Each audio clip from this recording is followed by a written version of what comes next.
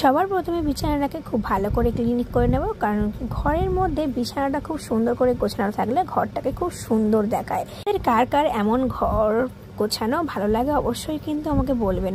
তারপরে আমি প্রত্যেকটা তারপরে তো দেখলে সমস্ত ঘরটা কত অগোছালো হয়েছিল।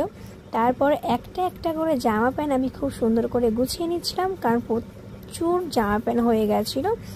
জামা প্যান্ট গোছানোর পর আমি সমস্ত ঘর আস্তে আস্তে ঝাড় দিয়ে নিচ্ছিলাম, পরিষ্কার করে নিচ্ছিলাম। তোমরা প্লিজ আমার ভিডিওটাকে ভালো লাগলে অবশ্যই একটা সাবস্ক্রাইব করে দেবেন, কারণ আপনাদের একটা সাবস্ক্রাইব আমার মনে আরও উৎসাহ জাগাবে।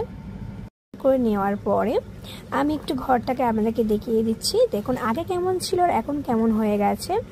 তারপর একটু রুম ফ্রেশনার মেরে দিয়েছিলাম, কারণ একটু সুগন্ধ হওয়ার জন্য।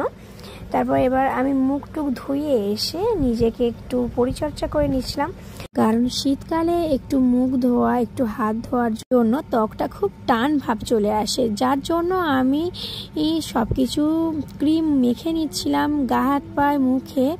তারপর একটু ঠোঁটে আমি একটু ভেসলিন দিয়ে নিয়েছি। আমার সব কিছু প্রায় কমপ্লিট হয়ে এসছে। আমার ছোট্ট একটি মেয়ে আছে, সেটা তো তোমরা জানোই। আমার মেয়ে আজ কেমন করে একটি ছোট্ট ক্লিপ দেয় সেটা আপনারা দেখুন। অবশ্যই আপনাদের ভালো লাগলে অবশ্যই একটু লাইক কমেন্ট শেয়ার করে দেবেন, কারণ ও এটা বলবে। আমি তার আগে একটু ছোট্ট করে বলে নিলাম, কারণ আপনারা যদি ওর কথা না বুঝতে পারেন, কিন্তু দেখুন ওর এই কথা বলা আপনাদের হয়তো ভালো লাগতেই পারে। তারপর দেখুন আমার প্রায় সব কিছু কমপ্লিট হয়ে গেছে। এবার ও আমাকে সাজেশন দিচ্ছিল, মা এটা বলো, মা ওটা বলো, এটা বলতে হয়। দেখুন। হ্যালো বন্ধুরা, আমরা কেমন আছো? আশা করি ভালো আছি। আমি এই দেখো আমাদের বাবার বাড়ি চলে এসেছি, আবার রান্না করলাম। Bye bye.